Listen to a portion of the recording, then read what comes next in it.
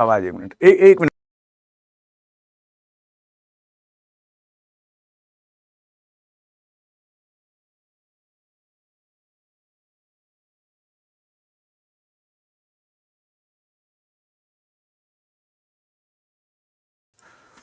हाँ, आप लोग कह रहे होंगे कि सर आवाज नहीं आ रही। भैया गुड मॉर्निंग, नमस्कार, सुप्रभात। शुरुआत करते हैं आज के करंट अफेयर की। तारीख हो चुकी है 30 और फिर देखते हैं आज क्या 30 ही को है, ठीक है ना, देख लोगे तो।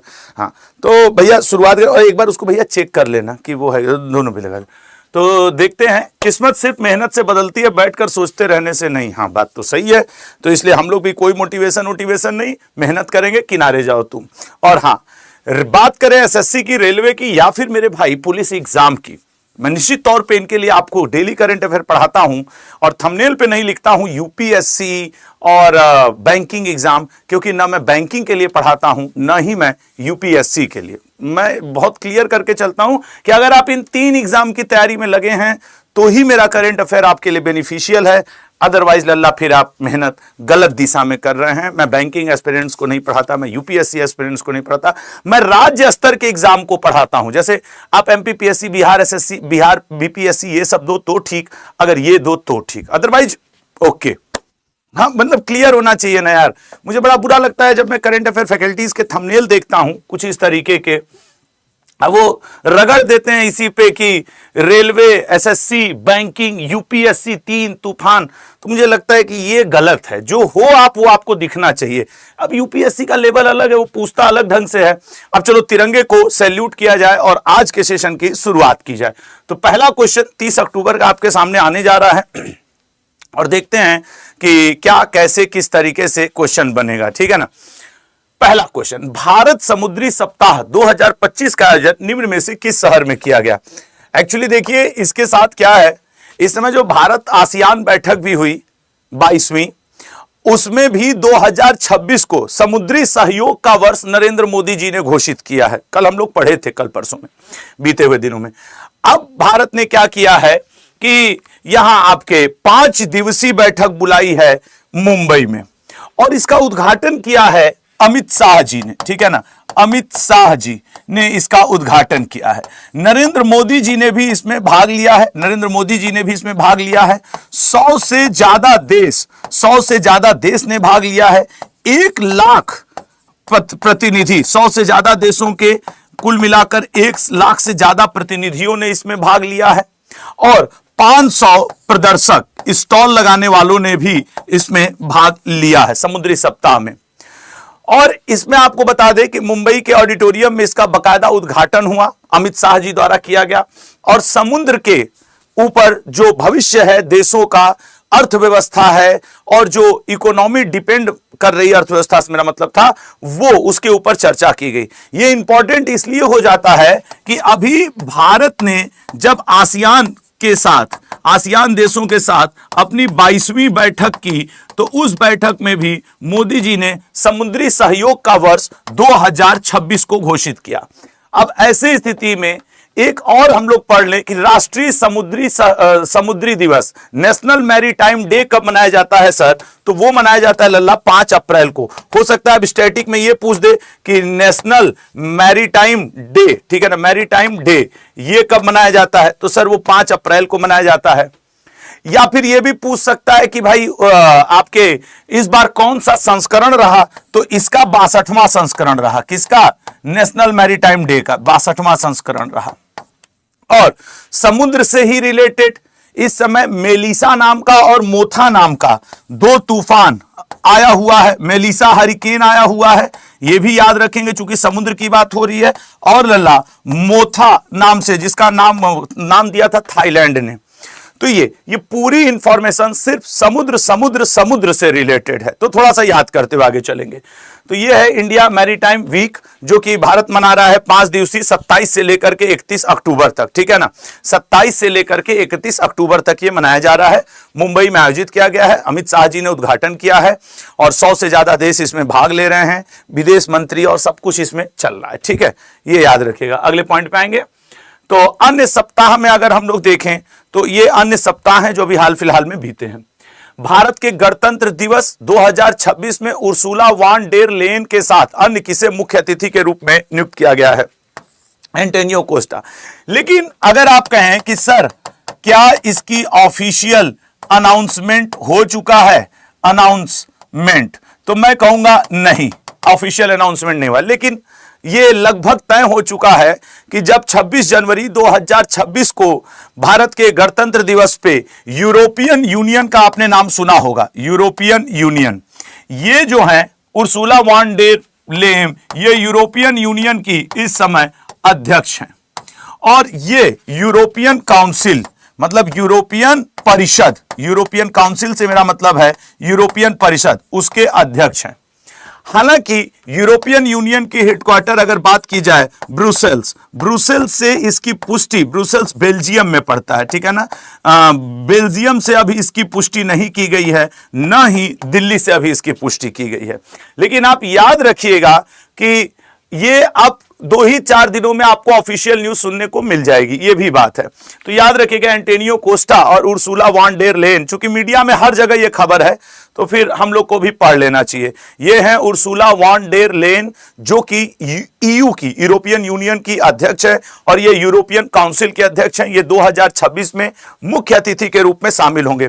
और मुख्य अतिथि वाला क्वेश्चन एसएससी तो एक बार मान भी जाए, रेलवे कंफर्म पूछता है, रेलवे कंफर्म पूछता है। आप किसी भी ईयर का एनटीपीसी ग्रुप डी का 2021 का उठा के देख लो, या रेलवे का जेई वगैरह का, जो railway junior engineer, section engineer का पेपर वगैरह लेता है, उठा के देखो, ये पूछा जरूर है। तो इसलिए बहुत ध्यान से, अब मैं ये नहीं कहूंगा कि एसएससी वाले इसको ना याद करें, बट हाँ रेलवे में ज्यादा पूछता है, तो इसलिए हमने इसके ऊपर बात कर दिया। अगले पॉइंट पर आएंगे। भारत सरकार द्वारा टूरिज्म बूस्ट विजन 2029 के तहत 2029 तक कितने वर्ल्ड क्लास टूरिस्ट डेस्टिनेशन बनाएगी? एक्चुअली देखो, किसी भी देश में विदेशी मुद्रा जो फॉरेन करेंसी है वो कैसे आएगी? व्यापार के थ्रू या तो पर्यटन के थ्रू, यही 2 रास्ते हैं। तो भारत में आने के विदेशियों के कुछ कारण होने चाहिए। भाई कहीं तुम जा रहे हो, उसका कुछ कारण होगा। तो भारत सरकार ने टूरिज्म बूस्ट विजन 2029 लाया, और इसके अंतर्गत उन्होंने कहा कि हम भारत के हर राज्य में, हर यूटी में, यूनियन टेरिटरी में, ठीक है ना, हर राज्य में, हर यूनियन टेरिटरी में कम से कम एक पर्यटन स्थल ऐसे लेवल का विकसित करेंगे कि आंखें खुली की खुली रह जाएं विदेशियों की। और एक टैगलाइन दिया भारत सरकार ने, भारत जाने के 50 कारण, भारत जाने के 50 कारण। मतलब जैसे विदेशी लड़के अपना बैग लेके तैयार हो जाएंगे, उनकी मम्मी बोले बेटा वेयर आर यू गोइंग, तो बोलेंगे mummy there is a 50 reason behind going to Bharat या इंडिया, है यही है ना। एक को देखो पूछ रहा है, नाम रखा है अपना आमिर खान और लिख रहा है लाइव है क्या? नहीं, रिकॉर्डेड है, तुम जाओ सो जाओ, बाद में भी देख लोगे, 1 घंटा बाद भी तुमको मिले। भाई ना लायक कहेंगे, कैसे हो यार तुम लोग, स्मार्ट हो कि ओवर स्मार्ट हो, समझ रहे हो ना। हाँ, तो भारत जाने के 50 कारण, लाइव होने के हमारे 100 कारण हैं। चलो, तो भारत जाने के मतलब आके पूछ रहा लाइव है क्या? नहीं, लाइव नहीं, आमिर खान नाम रख ले वैसे आमिर खान हो जाइए। खैर, भारत जाने के 50 कारण, तो ये हैं 50 कारण। यही है टूरिज्म बूस्ट की 2029 तक। तो हम ऐसे मतलब कि 50 कारण हैं, जैसे हम लोग 100 कारण है तुमको कैठो बताते हैं, 50 कारण है भारत के हर राज्य यूनियन टेरिटरी में घुमक्कड़ई करने का। इधर हम लोग के पास एक ये तो बनारस है अपना, भाई यहां आने के एक कारण और बढ़ा लेना कि आशुतोष त्रिपाठी सर यहीं से हैं, ठीक है। तुम लोग जितने मंदिर देख रहे हो, पैसा तो उतना पहले 11th-12th में नहीं होता था, आजकल मान लो 100-200 है कि हम नाव से भी इसको घूम सकते हैं किनारे किनारे। लेकिन एक समय ऐसा रहता था कि हम घाट के किनारे यहां से शुरू करते थे अपने दोस्तों के साथ, सीढ़ी सीढ़ी सीढ़ी सीढ़ी सीढ़ी सीढ़ी सीढ़ी। और कसम से बता दें, यहां पे इन सब जगहों पे मैं बैठा हूं। ये 80 घाट का सीन है, ये 80 घाट का है। जो लड़के लड़की होंगे बनारस से वो पकड़ लेंगे कि हाँ गुरु 80 घाट के नजदीक का है ये, समझ रहे हो। तो व्यवस्था है अपना, इस पे भी बैठ के हम चाय पिए, हमको अच्छे से याद है, यहाँ नींबू की चाय बेचता है, एकदम तगड़ा पकड़ हमारा घुमक्कड़ई पे है। इसी चक्कर में तो 10वीं में कम नंबर आ गया यार। 10वीं में हम कई % पाए हैं? 47%। ये क्यों कम पाए हैं? इसीलिए कम पाए थे क्योंकि घूम रहे थे घाट घाट, तो घाट घाट का पानी पी लिए नंबर में। अब हमसे कोई कहता है कि गुरु आप 10वीं में इतने कम नंबर क्यों पाए? हम कहे कम नंबर थोड़ी पाए, ये तो हमारा गर्व है कि हमने अपना बचपना जिया है, घूमा है, एकदम लल्लन टाप काम किए, हमको इस पे कोई शर्म वरम नहीं आता कि यार 10वीं में, अरे भाई जिस साल नहीं पढ़े उस साल कम नंबर है, फिर पापा जूता मार मार के पढ़ाए। 12वीं में देख लो, 12वीं में ठीक ये डिजिट उलट गया है मेरा, पापा बनारस से भगा दिए इलाहाबाद प्रयागराज। फिर तुम देखो बीटेक की अगर बात करोगे कि मैं बीटेक में कितना हूं, बीटेक में मैं 76% हूं, फिर मैंने एमटेक किया, एमटेक में मैं 91% हूं। ये हमारे करियर का ग्राफ, मतलब धीरे धीरे पागलपन बढ़ता गया, लेकिन मजा तो यही था गुरु, घाट किनारे। खैर ओवरऑल तो 50 रीजन हैं भारत घूमने के, वही है टूरिस्ट बूस्ट विजन 2029। ठीक है, टूरिस्ट बूस्ट विजन 2029 यही है। ये बनारस जाने का एक और कारण है, तुम लोग जाना जरूर। अभी एक मैं बनारस गया था दीपावली पे ना, मैंने छोटे छोटे कई वीडियो बनाए हैं, शॉर्ट्स। बनारस में सब रैली वैली जैसे दीपावली पे नहीं होता, झांकियों की निकलती है मार, उसी में बंदर बन के इतने बड़े बड़े बच्चे हा हुआ नाच रहे थे, सब मुंह पे पेंट ओंट लगा के, उनके साथ हम भी नाचे। रोड पे जा रहे थे स्कूटी से, देखे वो सब नाच रहे हैं, ठेला के पीछे खड़ा होके हनुमान जी और बंदर भालू बन के, तो हम भी स्कूटी साइड लगा के 5 मिनट नाच लिए, समझ रहे हो। अब जा आ रहे थे सर गुरुजी स्कूटी से, पान खाने के चक्कर में जा रहे थे, बात सच है। तो ये हो गया भारत बूस्ट विजन 2029। तुम लोग के लिए वो शॉर्ट्स डलवाऊंगा, अब याद आ गया ना, वो शॉर्ट्स डलवाऊंगा मैं, वो बंदरों के साथ नाचते हुए और रोड पे इधर उधर सब करते हुए घाट किनारे, मतलब सब तुम लोग के लिए आज शाम को एक शॉर्ट्स रहेगा, तुम देखना, आज ही कर दूंगा सब क्लब करके, एक गाना लगा के डाल दो तुम्हारे स्टूडेंट्स के लिए। तो ये भारत जाने के 50 कारण विजन 2029, ये बात आप याद रखिएगा, ठीक है ना, भारत जाने के 50 कारण। अमेरिकी राष्ट्रपति डोनाल्ड ट्रंप को किस देश ने अपने सर्वोच्च नागरिक पुरस्कार ग्रैंड ऑर्डर ऑफ मुगुनगवा से सम्मानित किया? क्यों नहीं करेगा, क्यों नहीं करेगा? दक्षिण कोरिया ने किया है सर, क्योंकि उत्तर कोरिया वाले इनको अक्सर मतलब कि कहे रहते हैं कि मारेंगे सुधर जाओगे। तो नॉर्थ कोरिया पे अपनी धमक बनाए रखता है अमेरिका, दक्षिण कोरिया की मदद करता है ट्रंप। वैसे भी मुंह बाएं हुए हैं डोनाल्ड ट्रंप, हमको नोबेल पुरस्कार दे दो, मिल रहा नहीं है। तो इजराइल जैसे देशों ने, अभी कुछ दिन पहले इजराइल ने भी इनको क्या किया था, सर्वोच्च पुरस्कार दिया था। अब दक्षिण कोरिया ने भी इनको सर्वोच्च पुरस्कार दिया है। और अमेरिका में जो ये सब जान रहे हो क्यों हो रहा है, व्हाइट हाउस जो है अमेरिका का, जो व्हाइट हाउस है उसने ट्रंप को पीस प्रेसिडेंट पीपी घोषित किया है कि शांति वाला प्रेसिडेंट। और ट्रंप को जब यह अवार्ड दिया गया, इस अवार्ड के बारे में जानो, दक्षिण कोरिया या तो अपने राजवंश के सबसे बड़े व्यक्ति को यह देता है अवार्ड, या फिर किसी विदेशी राष्ट्राध्यक्ष को उसको यह अवार्ड दिया जाता है, ग्रैंड ऑर्डर ऑफ मुगुनवा दिया जाता है। इसमें अभी एक बैठक हुई थी एपेक की, APEC, एपेक बैठक के दौरान डोनाल्ड ट्रंप के दौरान, इस समय डोनाल्ड ट्रंप एशिया के दौरे पे हैं, 3 देश के दौरे पे हैं, तो डोनाल्ड ट्रंप को यह अवार्ड दिया गया। जब डोनाल्ड ट्रंप को यह अवार्ड दिया गया तो यह सोने के एक मुकुट जैसा है। तो डोनाल्ड ट्रंप का स्टेटमेंट था, मैं इसे बहुत जल्दी पहनना चाहता हूं, ये वाला बोला मैं इसको पहनना चाहता हूं, तुरंत अपने खोपड़ी पे पहनना चाहे डोनाल्ड ट्रंप। डोनाल्ड ट्रंप का चेहरा किससे मिलता है तुम लोग समझ गए होगे ना, नहीं किसी से, भारत में एक है सब मिलता उलता है इनका चेहरा डोनाल्ड ट्रंप जी का। खैर, तो ये सोने का है, सोना इतना महंगा चल रहा था, इनको साउथ कोरिया लहा दिया कि लो गुरु ले लो। आई राष्ट्रपति हैं, साउथ कोरिया के राष्ट्रपति इस समय कौन है बता पाओगे? ली जे म्यूंग। ई कौन है सर? यही हैं ली जे म्यूंग, ये हैं साउथ कोरिया के राष्ट्रपति, इन्हीं के द्वारा ये अवार्ड दिया गया है। ठीक है, तो ये देख लेना तुम लोग, आज नहीं कल नोबेल शांति पुरस्कार लेके रहेगा ये व्यक्ति। ये पूरा माहौल बनाया हुआ है, जैसे भारत में चुनाव का माहौल बनाया जाता है वैसे ये नोबेल शांति पुरस्कार पाने के लिए, और मिल भी जाएगा। विश्व की जब यूनाइटेड नेशन जैसी संस्था इसके आगे कथक कर देती है, बड़े बड़े देश इसके आगे मुजरा पेश कर देते हैं, तो फिर नोबेल शांति पुरस्कार, और अगर नोबेल शांति पुरस्कार डोनाल्ड ट्रंप को मिलता है, उस दिन मैं लिख के दे सकता हूं कि भाई कोई पुरस्कार फिर बड़ा सड़ा नहीं का नोबेल लायक है, खुद भिड़े रहते हैं, भिड़वाए रहते हैं, नोबेल पहियन। दक्षिण कोरिया ने डोनाल्ड ट्रंप को अपने सर्वोच्च नागरिक पुरस्कार ग्रैंड ऑर्डर ऑफ मुगुनवा से सम्मानित किया है। ठीक है ना, देख रहे हो, दक्षिण कोरिया कह रहा है शांति कायम करने वाले राष्ट्रपति के तौर पे उनकी भूमिका के लिए दिया गया है। राष्ट्रपति ली जे म्यूंग से मुलाकात करके कह दे दो हमको, ठीक है ना, तो ये हैं डोनाल्ड ट्रंप। तो प्रधानमंत्री जी का भी हाल फिलहाल में कई अवार्ड मिला हुआ है, वो भी याद रखिएगा नरेंद्र मोदी जी को।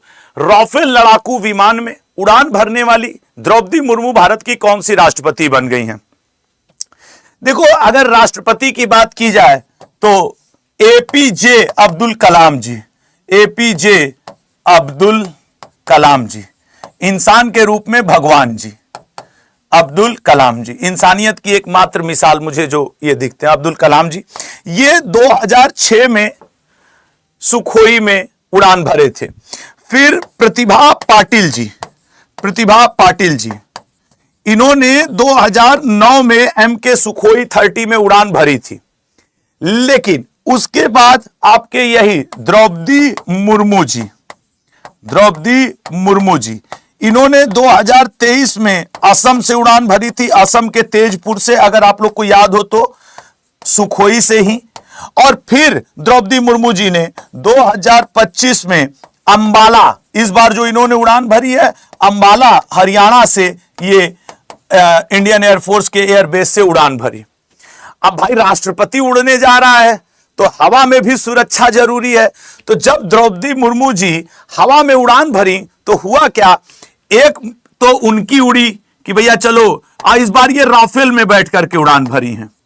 पिछली बार सुखोई में भर के MK30 सुखोई में उड़ान भरा था इन्होंने। दो अलग अलग लड़ाकू विमान में उड़ान भरने वाली एकमात्र राष्ट्रपति हैं। क्योंकि एपीजे अब्दुल कलाम जी हो या प्रतिभा पाटिल जी, ये लोग MK सुखोई 30 में ही भरी थी। ये MK सुखोई 30 और इसमें, तो जब ये राफेल में उड़ान भरी तो पिछवा एक और राफेल उड़ा। तो लोग कहे ई कौन उड़ने जा रहा है इनके साथ। एयरफोर्स वाले चिंतित, अरे राष्ट्रपति मैडम का उड़ान हो रहा है और ई कौन पीछे से पता चला कि air chief marshal AP Singh ji भी पिछवा उड़ान भर दिए कि भैया राष्ट्रपति की सुरक्षा में कोई गलती नहीं होना चाहिए। अब भारत को कूटनीति हर जगह है, और जब राष्ट्रपति राफेल से निकल करके इसे पोज दे रही थी लल्लन टॉप, देखो भाई थोड़ा पुरुष हो या महिला, सेल्फी का तो सबको रहता ही है कि एक फोटो हो जाए। तो महामहिम राष्ट्रपति महोदया ने भी एक फोटो का पोज दिया। और लेकिन जब ये इस फ्लाइट से, इस जेट से उतर रही थी तो इनके बगल में एक लड़की ने भी पोज दिया, और सेना की वीर जवान शिवांगी सिंह ने। ये वो शिवांगी सिंह थी जो इनके बगल में पोज दी थी, जिनको पहलगाम अटैक बदला के दौरान, ऑपरेशन सिंदूर के दौरान पाकिस्तान ने यह क्लेम किया था कि वो हमने भारत की एक स्क्वाड्रन लीडर और जेट विमान, लड़ाकू जेट विमान को मार गिराया है, और कहीं ना कहीं उसका क्लेम था शिवांगी सिंह पर। इसीलिए भारत जब राष्ट्रपति उड़ान भरी और बाहर निकली तो उनके साथ शिवांगी सिंह को भी पोज देते हुए आप फोटो में गूगल पे देखोगे, जो पाकिस्तान के मुंह पे एक करारा तमाचा था कि इसी शिवांगी सिंह को कह रहे थे तुम कि हम गिरफ्तार कर लिए हैं, जेट विमान उनका उड़ा दिया गया है, यही ऑपरेशन सिंदूर के दौरान तुम किए थे। तो एक तीर से दो निशाना हुआ, एक तीर से दो निशाना हुआ, ठीक है ना। तो वो याद रखिएगा। आपके ई का लिख रही है पल्लवी सिंह ब्यूटी, आपका आंसर पहले आ रहा है। हाँ, तब पहले आ चाहे बाद में आवे, का फर्क पड़ रहा है। यहां तुम देखो ना कि 3-3 लोग कब गए हैं, वो आने दो आंसर का काम का चार डालोगी आंसर का। तुम डिटेल समझो, डिटेल अलग है, नियम कानून सब बतिया देती है। बैठी है सवेरे सवेरे, अब खलिहरपन आया तो एक खूब ज्ञान देती। वैसे खलिहरपन से याद आया हमको कि हम भी जैसे अभी घर में थे तो जैसे नहाने वहाने जा रहे थे। आजकल पिछले कुछ दिनों से हम नहा के सुबह आ जा रहे हैं, तो 2 बार नहाना पड़ जाता है। इसे सुबह नहा लेते हैं तो 12-1 बजे तक फिर लगता है अरे यार ससुरा किचपिच लग रहा है, तो नहा लेते हैं। तो इतना मेरे घर में सन्नाटा रहता है कि अब कोई हैया नहीं है, इधर उधर देख ले। हम जो घर का एग्जॉस्ट होता है, परिवार का महत्व आज हमको समझ, आज ही की ये बात है। अब खलिहरपन से याद आ गया, पेड़ों को पानी दे रहे थे घूम घूम करके, तो पेड़ों को पानी देने के बाद हमको लगा यार एकदम सन्नाटा, यार क्या करें, जाके एग्जॉस्ट चला दिए। तो जब एग्जॉस्ट चलता तो नहीं तो घुर एकदम खूब तेज आवाज करने लगता है, तो वो आवाज कर रहा था। तब हमको जाकर के शांति मिली, अच्छा अब ठीक है, अब ठीक है। सब खिड़की दरवाजा खोल के एग्जॉस्ट चला दिए, आवाज कर रहा है, समझ रहे हो। फिर पेड़ को पानी ओनी दे के खाली हो गए, 7:30 7:15 तक खाली हो गए। फिर अब नहा लेते हैं, नहा लिए, फिर पूजा किए, उसके बाद यहां पहुंच गए एकदम धड़ल्ले से। इसलिए देखो, अगर आप परिवार के साथ हो ना, तो आप दुनिया के सबसे सौभाग्यशाली व्यक्ति हो, क्योंकि जब तक जॉब में नहीं हो परिवार साथ है। जब जॉब में आ जाओगे खुद ब खुद कहीं ऐसी जगह जाओगे कि मम्मी पापा भाई बहन सब घर पे ही रह जाएंगे। उनके महत्व को समझो। आज मैं सच बता रहा हूं, एग्जॉस्ट ने हमको वो महत्व समझाया है। तो राइट आंसर है सी ऑप्शन, 29 अक्टूबर विश्व सोराइसिस दिवस, ठीक है ना, 29 अक्टूबर। अच्छा, सोराइसिस के बारे में जानो। ये ना एक दीर्घकालिक बीमारी है, मतलब कि लंबे समय तक ये दीर्घकालिक बीमारी है, ये दीर्घकालिक बीमारी है। दूसरा पॉइंट, ये गैर संक्रामक है, कि ये छूने ऊने से नहीं फैलता है, गैर संक्रामक है। और ये एक प्रकार का त्वचा विकार है, ठीक है ना, ये एक प्रकार का त्वचा विकार है। इसमें 18 से लेकर 35 तक के एज के लोग ज्यादा प्रभावित होते हैं, लक्षण देखने को मिलते हैं, या फिर 50 प्लस ईयर के जो लोग होते हैं उनमें ज्यादा ये लक्षण देखने को मिलता है। तो विश्व सोराइसिस डे जो 29 अक्टूबर को मनाया जाता है, इस रोग के खिलाफ अवेयरनेस लाने के लिए यह दिवस मनाया जाता है। तो ये बात भी आप, ठीक है ना, याद रखिएगा, ये बात भी आप याद रखिएगा। चलिए अगले पॉइंट पे आते हैं, नेक्स्ट। तो विश्व सोराइसिस दिवस 29 अक्टूबर, और इस बार की थीम क्या है? सभी के लिए बराबर पहुंच, मतलब रोग के डिजीज के सुरक्षा के लिए सभी के लिए बराबर पहुंच इसकी थीम है। नेक्स्ट पे आएंगे, आसियान रक्षा मंत्रियों की बैठक प्लस का आयोजन कहां किया गया? अब जरा समझना, अभी कुछ दिन पहले हमने आपने सबने ये पढ़ा कि आसियान की बैठक हुई 47वीं, फिर हमने आपने ये पढ़ा कि भारत और आसियान की अलग से एक बैठक हुई 22वीं। देखो, जब भी जैसे आप बड़ी बैठक आसियान की हो, नाम की हो, एपेक की हो, इन सब की जब होती है, या ईएएस की हो, तो एक बार तो सारे नेताओं की हो जाती है, उसके बाद अलग से विदेश मंत्री की बैठक होती है, अलग से रक्षा मंत्री की बैठक होती है। तो भारत की तरफ से राजनाथ सिंह जी, ठीक है ना, भारत की तरफ से राजनाथ सिंह जी ये पहुंचे, और कहां पहुंचे सर? कुआलालंपुर। कहां पहुंचे? कुआलालंपुर। और ये 1 नवंबर को इस बैठक में भाग लेंगे। हालांकि 31 अक्टूबर 1 नवंबर दोनों ही डेट है, 31 अक्टूबर 1 नवंबर ये बैठक चलेगी। उसमें रक्षा मंत्री लोग आपस में भाग लेंगे। तो ये भी अब आपके क्या इसकी आसियान रक्षा मंत्रियों की बैठक में भाग लेने के लिए कुआलालंपुर पहुंच चुके हैं। लेकिन जब मुख्य रूप से आसियान की बैठक हो रही थी, जब मुख्य रूप से उस बैठक में भारत की तरफ से नरेंद्र मोदी जी ने पार्टिसिपेट किया था और वर्चुअली उसको संबोधित किया था, गए नहीं थे। ये बात आप याद रखिएगा, ठीक है। तो ये है एडमंड प्लस मीटिंग, रक्षा मंत्रियों की मीटिंग हो रही है, तो ये आप याद रखेंगे। अच्छा, इसमें आपसे ये जो मीटिंग है ये किस नंबर की हो रही है? जैसे ये वाला है कि ये 47, ये 12वीं हो रही है रक्षा मंत्रियों वाली। चलो यहीं लिख दे रहा हूं, रक्षा बैठक, जो ये रक्षा बैठक हो रही है वो हो रही है लल्ला 12वीं। इसका संस्करण भी पूछ देता है ना, तो इसलिए यहां पे ये जानना जरूरी है। तो आई होप आपको क्लियर हो गया है कौन जा रहा है, क्या है, और ये सारी चीजें। अगले पॉइंट पे आते हैं। ये आसियान के बारे में पिछले 2-3 दिनों से हम लोग लगातार ये खबर में बना हुआ है। तो हम लोग 11वां देश ईस्ट तिमोर बना है, जिसे आप तिमोर लेस्ते के रूप में जानते हैं। दिल्ली इसकी राजधानी है। ये आपके लिए इंपॉर्टेंट बनेगा। साइबर क्राइम के खिलाफ संयुक्त राष्ट्र सम्मेलन का आयोजन कहां किया गया है? देखो, वर्ल्ड फर्स्ट ग्लोबल फ्रेमवर्क। जैसे साइबर क्राइम होता है, साइबर क्राइम के ऊपर ऐसा नहीं है कि नियम कानून नहीं है, नियम कानून हैं, लेकिन कोई ऐसा फ्रेमवर्क जो कि पूरे क्या करे, आपके वर्ल्ड के लिए काम करे, मतलब वो ग्लोबल हो, एक ऐसा कोई नियम कानून बनाया जाए। इसके लिए आपको एक संस्था पता होगी, United nation convention against cyber crime. एक मीटिंग हुई, कौन? यूनाइटेड नेशन ने एक मीटिंग लिखी, United nation convention against cyber crime, convention against cyber crime meeting हुई। कहां पे हुई सर? हनोई में। कहां पे हुई सर? हनोई। हनोई कहां पड़ता है सर?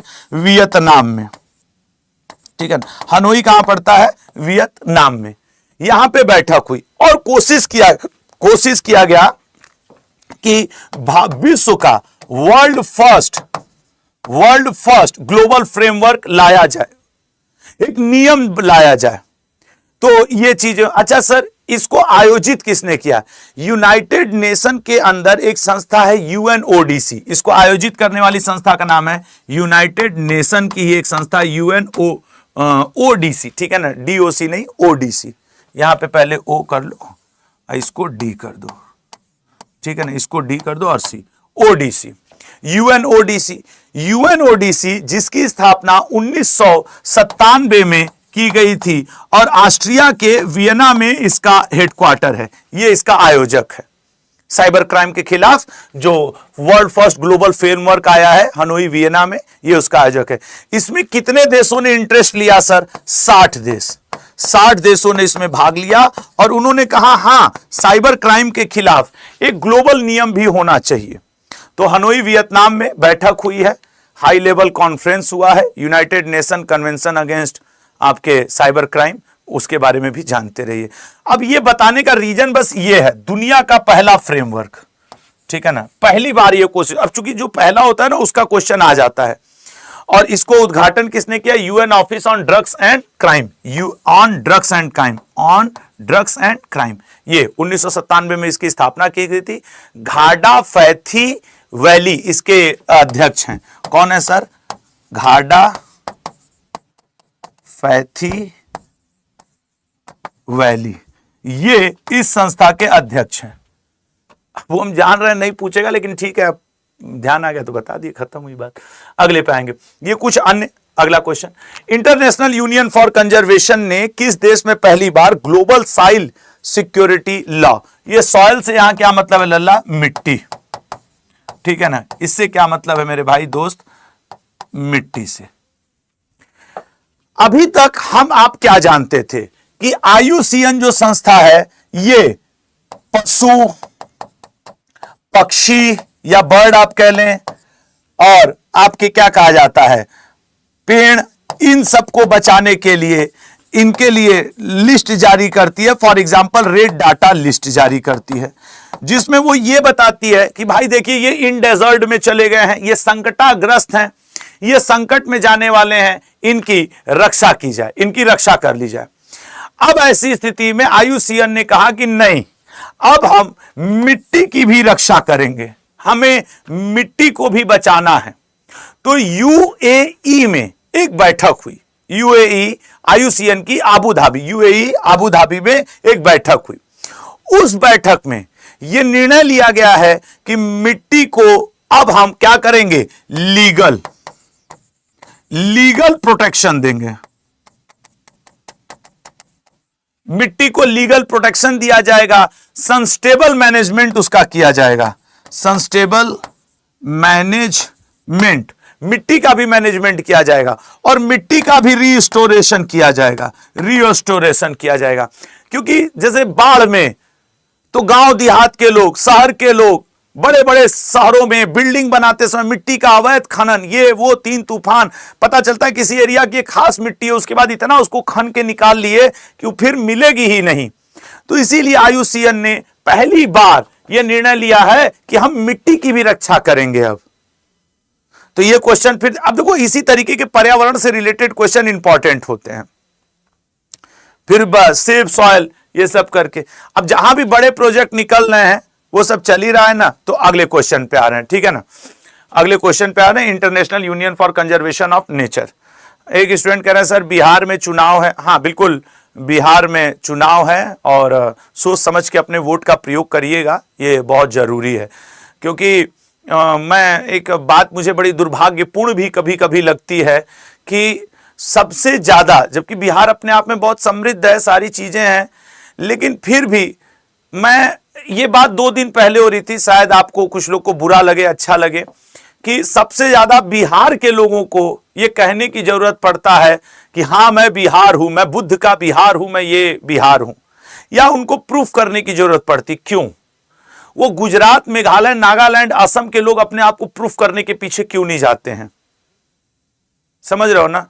ऐसा काम कर लिया जाए कि बिहार को अपने आप को प्रूफ करने की जरूरत न पड़े, या कहीं भी अरे हैं तो हैं, हम बिहारी हैं, गर्व से कहिए, लोगों को महसूस होने दीजिए, कभी गाने के माध्यम से तो कभी भाषण के माध्यम से, बीच बीच में प्रूफ करना पड़ता है, ये थोड़ा सा मुझे गड़बड़ लगता है। नहीं, हम नोटिस करते हैं इतना किसी अन्य राज्य वाले नहीं चिल्लाते हैं या बोलते हैं या कहते हैं कि हम गुजरात से, हम यूपी से हम, कर्नाटक से हम, मेघालय से हम, जम्मू कश्मीर से हम, इन बिहारी लोगों को बोलना पड़ जाता है, कहना पड़ जाता है। मुझे उस बात का अफसोस होता है कि क्यों कहना पड़ता है, क्यों? वो हैं तो हैं, उनको अपने आप को प्रूव करने की क्या जरूरत है? मतलब कुछ कमियां हम लोग के अंदर जरूर हैं, वो देखना पड़ेगा।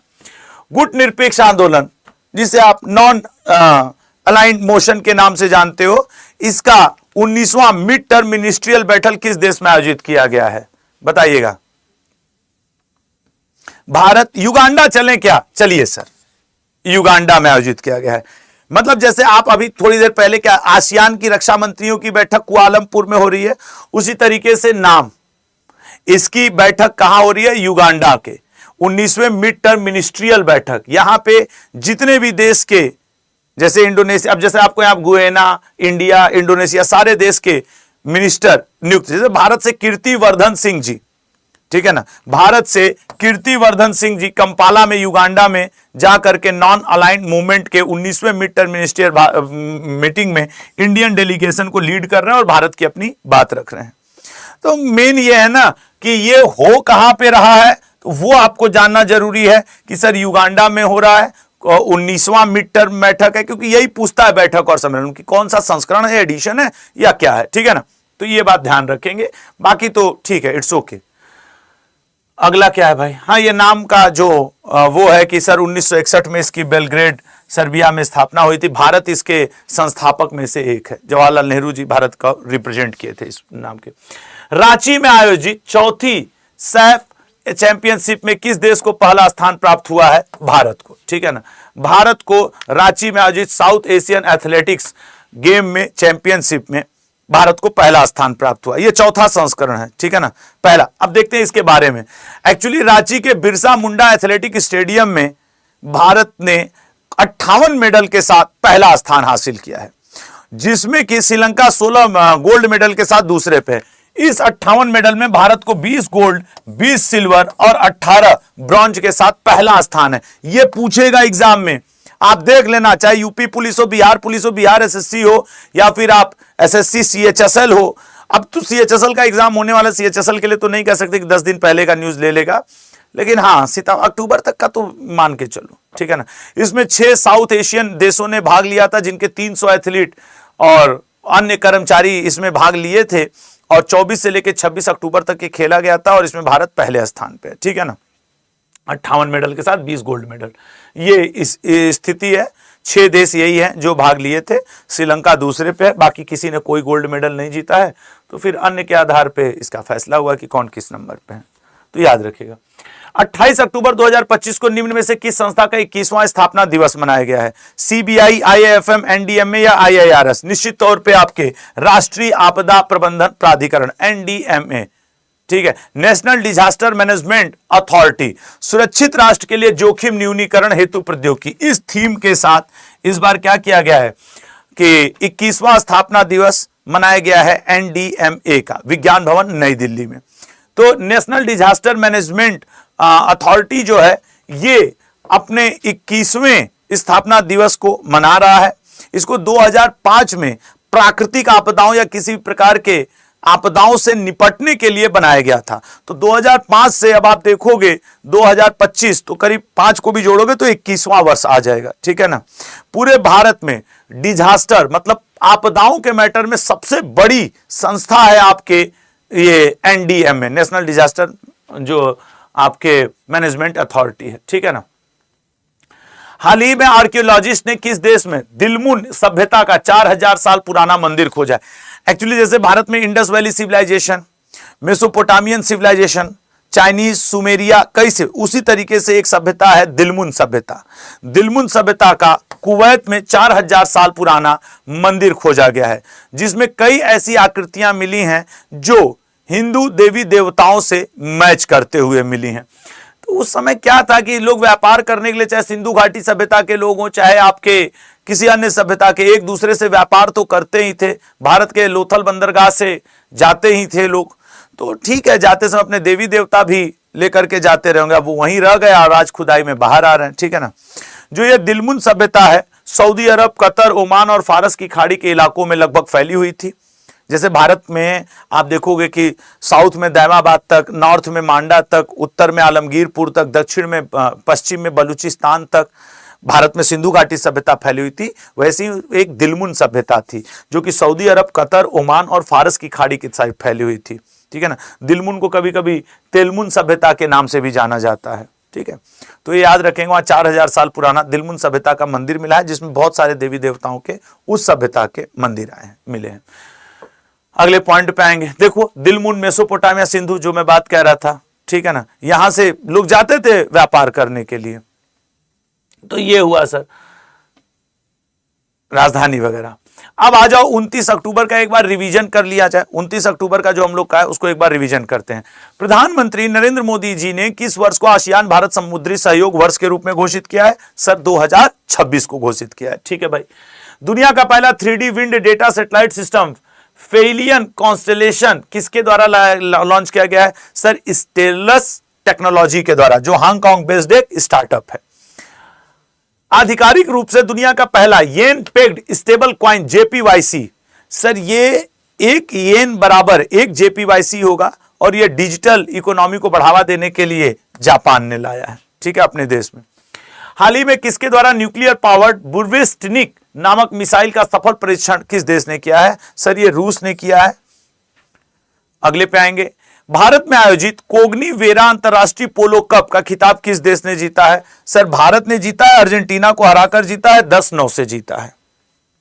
पोलो संबंधित है। पद्मश्री पुरस्कार से सम्मानित डॉक्टर के मातांगी रामकृष्णन, सर ये प्लास्टिक सर्जरी के क्षेत्र में बहुत ही अग्रगण्य थी। बर्न केयर के लिए साउथ की बहुत बड़ी जानी मानी सर्जन हुआ करती थी। 91 वर्ष में आयु में निधन। अंतरराष्ट्रीय एनिमेशन दिवस सर 28 अक्टूबर 1892 को पेरिस में पहली बार प्रेजेंट किया गया था, इसलिए 28 अक्टूबर को मनाया जाता है। स्वदेशी सॉफ्टवेयर डिफाइंड रेडियो, सर युद्ध मैदान में बेहतर कम्युनिकेशन के लिए भारतीय सेना ने DRDO द्वारा डिजाइन किए गए और हाल द्वारा प्रोड्यूस किए गए इस आधुनिक मशीन को लिया है और ये DRDO द्वारा डिजाइन किया गया है, तो DRDO से खरीदा है।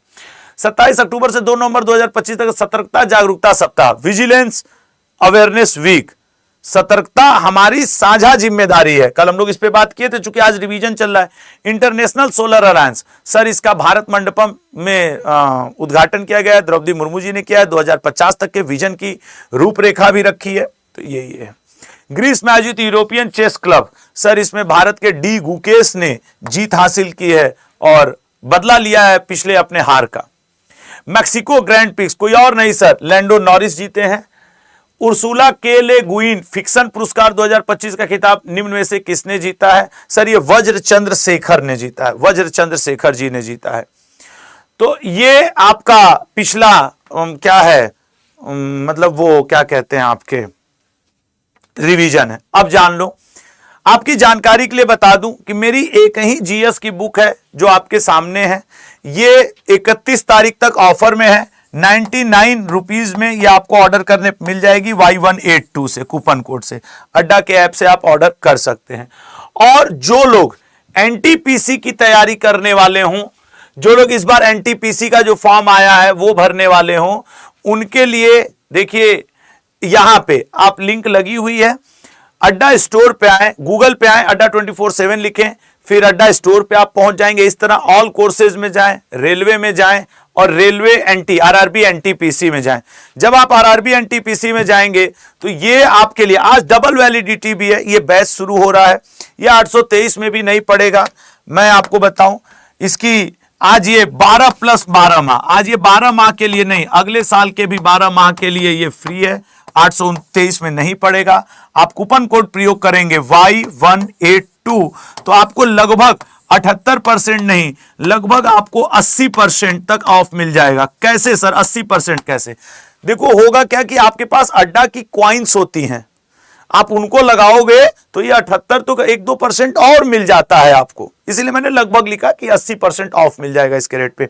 ये बैच आज 30 अक्टूबर को शुरू हो रहा है, आज से ये बैच शुरू हो रहा है और इसमें सभी आपके ये CBT 1 CBT 2 प्री और मेंस दोनों के लिए बैच है, प्लस जो रेलवे साइकोमेट्रिक टेस्ट लेता है वो भी इसमें इंक्लूड है। साथ ही साथ आपको कोई टेस्ट सीरीज नहीं खरीदनी होगी, 81 मॉक टेस्ट इसमें फ्री है। रेलवे की 8 ई बुक इसमें फ्री है और 250 के 234 आवर की इसमें क्लासेस आपको मिलेंगी। तो अगर आपको लगता है कि सर इस बार एनटीपीसी पार करना है, 3000 प्लस पोस्ट आए हैं और आप इससे ग्रेजुएट अंडर ग्रेजुएट दोनों ही पदों के लिए कर सकते थे। ये नहीं कि खाली sir NTPC graduate level, under graduate graduate दोनों के लिए ये बैच पर्याप्त है। मैं नहीं कहूंगा कि सबके लिए अलग अलग बैच लो करो 3 तूफान, वो नहीं। तो आप कूपन कोड, अगर आज इस बैच से आप जुड़ते हैं तो कूपन कोड Y182 उपयोग करिएगा, आपकी जानकारी हमारे साथ साझा होगी और ये जानकारी साझा होगी कि हाँ हमारा ये स्टूडेंट जुड़ा है तो हम भी बैच में हैं, तो कहीं ना कहीं आपका पूरा ध्यान रखेंगे, ठीक है ना। क्योंकि मतलब कूपन कोड से जानकारी होती है कि भाई ये बच्चा है, अपने कूपन कोड से लिया है, तो फिर थोड़ा केयर करना बनता है। बाकी जय हिंद, जय भारत, और फिर आपसे मुलाकात होगी और देखेंगे कि किस तरीके से हम लोग क्या आगे इस चीज को ले जा सकते हैं, ठीक है ना। हाँ, एक स्टूडेंट कह रहा है सर CHSL एग्जाम से पहले अक्टूबर माह का करंट अफेयर करवा दो सर। ठीक है, करवा देंगे, ठीक है ना, बिल्कुल करवा देंगे भाई, सही है, ठीक है ना।